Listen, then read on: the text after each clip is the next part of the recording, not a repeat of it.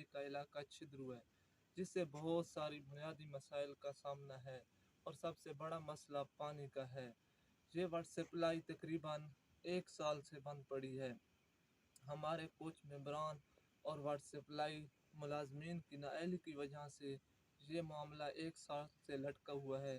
اس water supply کا پانی تقریباً 200 گھروں پر منحصر تھا، تو اس واٹر سپلائی کے بند ہونے سے اس کی تمام لائنیں ناکارہ ہو چکی ہیں۔ کچھ دن پہلے اس واٹر سپلائی کا ٹرانسفارمر بھی چوری ہو گیا ہے۔ پولیس میں رپورٹ جمع کرانے کے باوجود ابھی تک کچھ پتہ نہیں چل سکا ہے۔